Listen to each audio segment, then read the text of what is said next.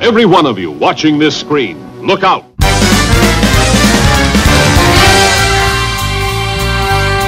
Anything can happen in the next half hour.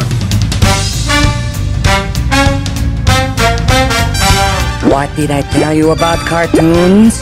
They've got a lot of brains, and they've got a lot of chutzpah. Tell me how comic books make you feel, Dave. Surely you can't be serious. I am serious, and don't call me Shirley.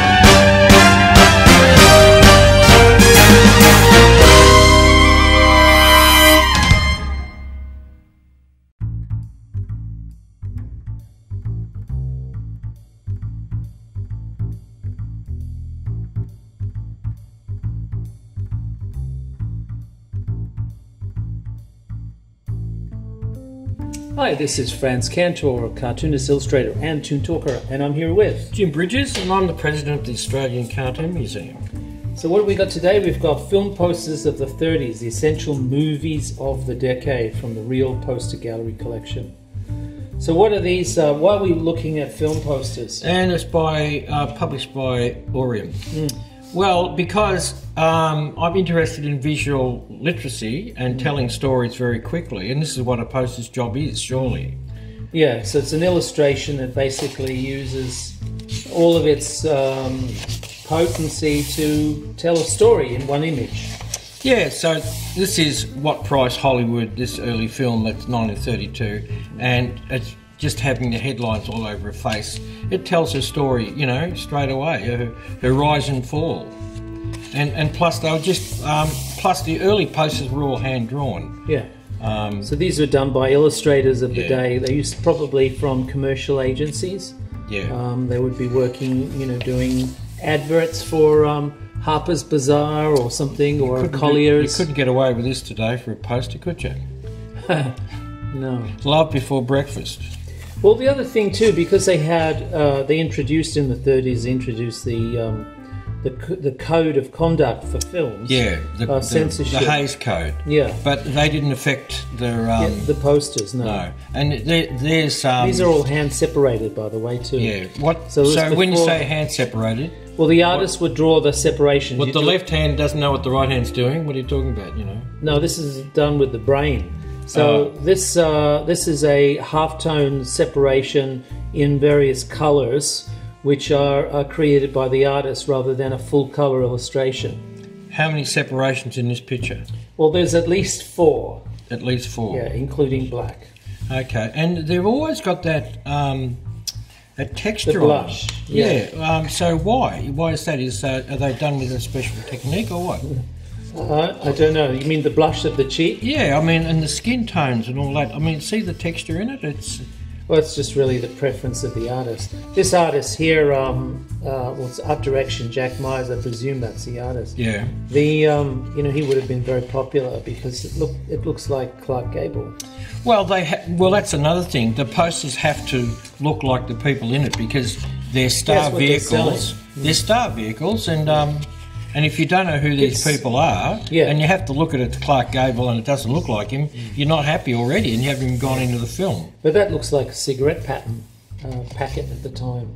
The graphic design, of course, reflects, the rise of an interest in graphic design from Europe. There's the typical fonts at the time that were used in high fashion magazines. Art Deco. Using sex a lot to sell the movies. Well, yeah, I don't know why they would have done that, but because it sells. Yeah, it gets them in. Well, at the time, the time that these were made, there was a rise in paperback book covers, paperback books. So there would be, very familiar territory: sex sells, paperback, sex sells, movie posters. This texture. That's like a crayon. So a lot of this stuff is done in crayon. Yeah, because they don't have access to dot. Dot, letraset or okay, because you get that texture, you get that. I remember. I mean, all these movies are basically black and white movies. There's the use of caricature because the girl's not that long, especially Ruby Keeler. And that's telling the story. Whereas that shot in 42nd Street where the camera goes through the girl's these legs. Are lovely. Yeah, black and white. None of these are big. Portraits? None of these are big stars, but it was a great movie. Oh, the other thing too. Usually these are 24 sheeters or 4 sheeters or 8 sheeters or something. They're quite big paper posters. So what's a 24 sheeter roughly in It's meters? the size of a wall. So we go up on the walls. Oh somewhere. yeah, on those big posters. Yeah. So they're telling the story. The people in it, the they're music. telling a story, piquing your interest, so that you can see it from across the road, and you say, "Hey, I want to see that," and you go and see it. Now we're into photos already. Well, there's a colorized photo, Yeah, so you still got the black and white. Yeah, but you know, and you can see because of the density of the photographs, they're not as effective as the illustrations. Yeah. And also in illustrations, you got the ability to go, you know, berserk and create something really dynamic. Look at this and straw man. Look fun. at him. Look at him. Yeah. He's all over the place. So these are like a style that would be familiar in early advertising and magazines and greeting cards and children's books and things. So you know, it's something. The Yellow Brick Road. Who is that? Boris Grisson. Grinson. This 1939. is French. A French poster. So he would be working in certainly in children's books. So every country would have their own posters for the same film. Like this King Kong, that's French. Yeah. And that's American, obviously. This is a very famous one. Yeah. It's like that's more like a painting. I assume that this is full colour. Yeah. A painting. It was Beauty that killed the beast. Yeah. And I never liked that. I thought that was a bit trite. Well, it's a big theme. It's a big theme. Beauty that killed the beast. But it's a big theme in stories. This is Dracula. You can see the use of clever use of the cobweb. Yeah. You know, because Dracula is a spider. No, Dracula. There was a cobweb featured in Dracula. He actually walks through it. But it's a great device. Like a device. It's a great device. You know? Yeah, well, it's these creepy people, already. It's creepy. Yeah, all these people caught in the web, and of course these are his brides. Oh, They're already turned. Todd Browning, eh? Oh, this is great. Look at that. It comes to life. So So these are full colour. The man who made the monster. You can see because they're flaring a little bit. They're quite bright. Yeah. So this is the early days of colour. When you say flaring, what do you mean? They're very bright colours. Yeah. Bright yellows, bright reds, bright blues. But they're using primary colours. Very garish. It's not a sophisticated system, is it, for mixing colours? They're using CMYK colours, so yeah, it's not a. It's I mean, it is sophisticated in that it's full colour. That's lovely. Yeah, but this is a colorized. See how beautiful the colorization is subtle with illustrations. They can't get that level of subtlety with the photographs. Yeah, that's right. Photographs are very the black and white in a photograph is too dense. Yeah. And it's That's a full absolutely painting. gorgeous. That looks like a book cover for sure. Yeah. That one. And this is Montgomery Flagg. Yeah, Montgomery Flagg, who did the Uncle Sam Wants You. Sam Wants You poster. Yeah. So he was a commercial artist working for magazines. Compared to most of his work, these look rush jobs, like rushed. Well, he had a very loose style. Yeah. So they would bank on his name, James Montgomery Flagg. Oh yeah. So people would look at that and say, "That looks like a flag." Yes, it is a flag. Yeah, that's right. Because his style was like that. Yeah. Hell's Angels. Yeah, and this is the planes all around the world. Yeah. So you can see that the process. Howard not Hughes. everybody was great at drawing likenesses and things, and this one in particular used a very unsuccessful caricature of the two characters. A very unsuccessful, because this is unusual because generally they all nail it. Yeah. Now, here we go into the Nazi era of turning a film into a propaganda poster. So that's like a war poster, isn't it? It really is. Yeah. Well, it's a war film, isn't it? Triumph of Willis. Well, it's 34. The war didn't start till 39, but it's, he's telling the world with this movie about Nazism. Well, his view, his idea of it. And these are secret agent. Yeah, this beautiful, see, subtle. Each one of those, you know who they beautiful, are. Subtle posters. And look at this. And huge, probably as well. Yeah. And worth a lot of money today. Yes, in their thousands. In their thousands. There's a great German expressionist sort of picture. Yeah. And you see how you know, they can give you a feeling like a book cover. Like you're going to see a movie that's going to be exciting and gripping. Like this scene was only lasted about cover. 3 seconds in the film. Paperback book. Yeah. And it's, you know. Well, they use it as a key element to tell the story. 39 Steps, A Man in Trouble. Yeah. Lovely design here. Yes, a very minimalist. Straight colours. Philo Vance, of course, was a very popular character from the pulps. Sophisticated and early days of radio. Sophisticated detective. Yeah, he was. Yeah, he was sort of like the modern version of Sherlock Holmes. And having the gun over the face, that sort of tells the story. Yeah. It's interesting because that part of the gun is like the brim of the hat, you know. Well, these are very subtle. I mean, you've got to remember this 1930s film is still very novel. Yeah. So much more subtle than, say, the 70s. And this is, you know, William Powell is the big star, and there's the gun, and there's he's another Philo Vance. But again, they're using every element of book publishing, of graphic design and illustration to tell a story and really grip you. Because these posters were designed to capture your imagination from the other side of the street and drag you into the cinema to watch them, the exciting adventures. You didn't really This is Sherlock Holmes. It's looking very pulpish. Yeah. This is a particular with the logo at a slant like this and the characters spotlit. Yeah. These are all devices that add, like these are tropes in a way. They grab your attention. Yeah, they're used particularly well with these genres of using photos in detective 33, and that's German film. Yeah, well, and graphics. Yeah. There's a very powerful rendition of M. 1931. Yeah. I don't actually remember this. I look at the photograph more. Well, they put M's written on his back. That's right. He looks over. But obviously the artist was right-handed. Yeah, well, early days of German film, 1939, just before 1931, just before the war, they were very interested in experimenting with graphic design. They loved that. And the gangster movies, see, everybody can tell from a distance who it is. That's a beautiful Gene painting. Harlow. That's a beautiful painting. Yeah. Well, the intensity of his Joseph eyes, Chisman. almost hawk-like, isn't it? Yeah. And this is a very loose painting by Osvaldo Venturi. Yeah, Italian. Yep. So they usually that movie, The Dead End, would have had a completely different poster in America, obviously. Well, usually these artists were employed to paint the actual posters on the hoardings, like big murals. Yeah. And sometimes they would employ them to do the posters, so that rather than going to the extra trouble. Oh, okay. I didn't know that. Well, in India, I don't know if they still do because the printing process has become cheaper. Yeah. But printing in a lot of these countries... They'd hire an artist just to paint outside the theatre.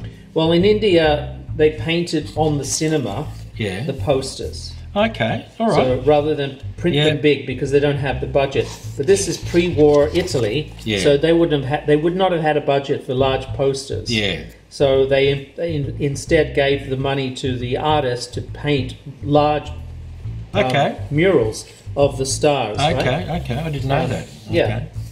And this is the use of coloured photos again? Yeah, colorised photos. You can see it has a certain look. It doesn't look the same. These are the Dead End kids who became popular, so they decided to stick them all on the poster. Yeah. But these are the big stars. That's an old kid. That's an old kid. Humphrey. He's a priest in that, I think. No, he is. He's a priest. Yeah. Humphrey Go-Kart. Yeah.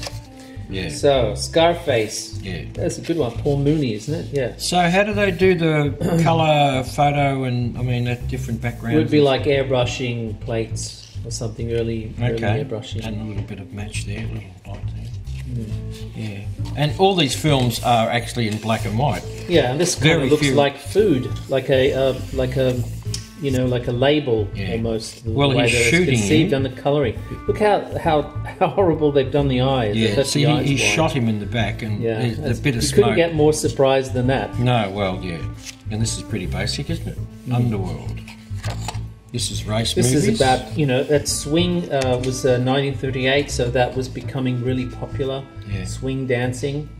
So that looks really really cool. Have a look at that tap dancing. There's that guy again. There's Osvaldo Venturi again. You can see his very fluid style. Yeah. Very powerful. It's Paul Robeson. He used a bit of water on his brush, doesn't he?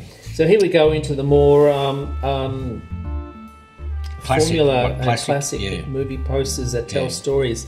These started to become more breaking away a little bit from book covers into because he became a star. He's becoming more of a star. Yeah. With he's 35 and it's whereas here this year before that, Yeah. It's telling the story. These guys are swapping gold over or something dodgy, and here's Wayne around the corner, going to save the day.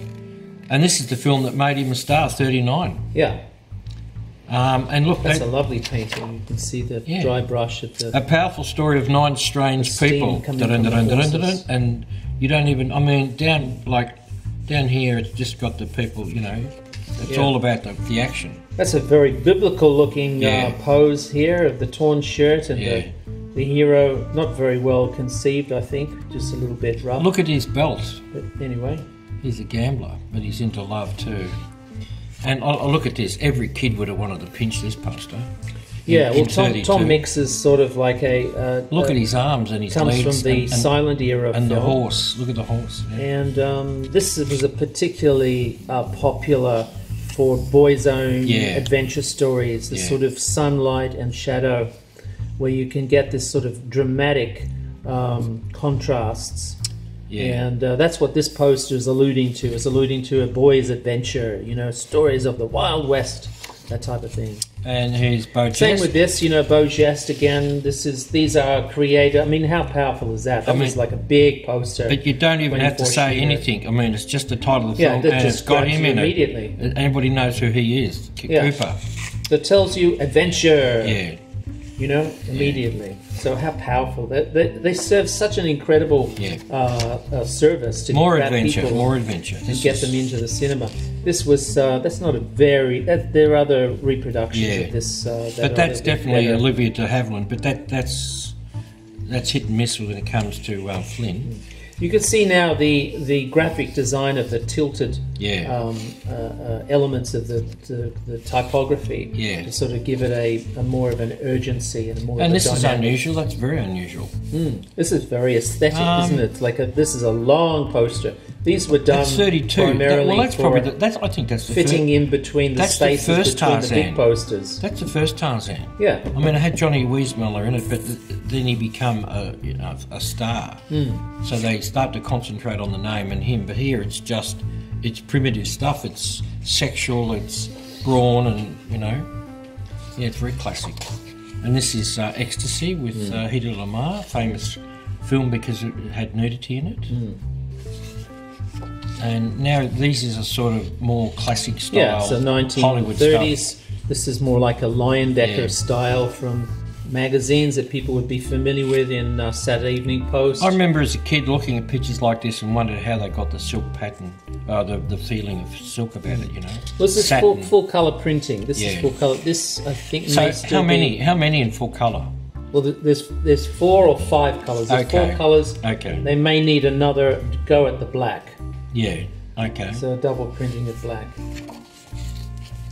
And Sex is still selling in the cinema? You can see how strong these black and whites work for posters, because they make the characters isolated in this beautiful environment, and it creates these dramatic pops of light and dark. Now I've got some lurid stuff that's pretty basic, isn't it? Yeah, well, they're testing with posters. They can sort of test the marketplace, I suppose, to try to sort of get the smoke that gets in used eyes. Senses. They can't get through the senses with a film, so they try to get it with the advertising. Yeah, well, I didn't have the same. And here we are. It's just so symbolism almost. Yeah, well, these guys, these three are definitely. This one in particular, Groucho, it's become like a logo himself. Yeah, that's right. Because the idea of graphic design is reducing all of the elements down to a simple message, and you can't get any better than his elements, These are all done by Hirschfeld. Who's famous for his Broadway stuff. So they look like a musical. They're very much see featuring music because they have. But all these come from all these films come from their stage shows. Yes. So well, they also had musical breaks in the film, which also come from the stage shows. The year's big laugh, music, and girl show. Yeah. That's how they... Always music. There's always music in there. And this is the Three Stooges. Yeah. Again with Hirschfeld. Yeah. So you can see Hirschfeld employed. He didn't come up with just one answer to the caricatures. He would play with the shapes and push them as far as they can go. Yeah. Oh, he's wonderful. And there's more and Hirschfeld. One of his very best, of course, is Laurel and Hardy. And classic. He did those, beautifully. Classic. I mean, just classic. Yeah. This is very tight for Hirschfeld, but he got further and further away to these sort of reduction of details into almost turning them into logos or symbols. And now he's a logo. Yeah, well, again, Charlie Chaplin is a logo. Yeah. You can see there's a beautiful, the lost hero and the girl. Yeah, and the cities. Telling the story. Yeah. French poster. Very different sort of styles you'd never really get in America. Yeah. And this is, I don't know what this film's about, but this is dominating. It's obviously some sort Party. of carnival. Yeah. Yeah. And look at the mouth of that singer. That's very funny. And the nose on W.C. Fields. Yeah, so they're reducing, again, like Ella Hirschfeld, reducing all of the elements down to symbols almost, It was the fun that they had. You could have fun with a poster. This is Maurice Chevalier, with a hat. Yeah, the cocked hat and and the profile. Here's the hearts for the O's. That's all you need to say, Maurice Chevalier. Yeah. So these elements jumped off the poster and grabbed people from across the street to come in and see the film. He was huge in the 30s. Yeah. Oh, here we have Shirley Temple in the cutesy... Cupid doll. A bow, 1934. Yeah. W.C. Fields, another kid-friendly film. It's a gift, 1934.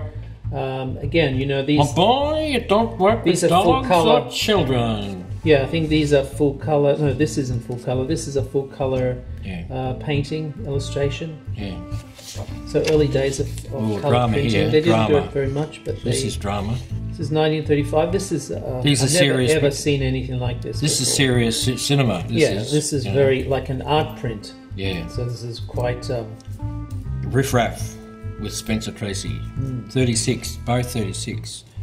Oh, so that's the year before that. Yeah, I would say these are screen printed. Okay. Which was another technique which was very expensive and very, rare. Unusual to sort of make her like that. But what country is this? Well, with posters you're able to create something that's not literal. Yeah. So with the illustrated posters specifically, they're able to break away from just the photographs. You can always see the photographs in the lobby cards, but with a poster, you want something to grab your imagination. Yeah. Well, this is mysterious, isn't it? Yeah. And here she is, the allure. Lovely. Yeah, so the artists that they picked were able to capture the essence of her expression and her model, her what do you call it? Her that's the last distinctive mode of makeup and elements. There's a bit of Lucille Ball in that picture. No. Okay, there's the great Garbo, the great.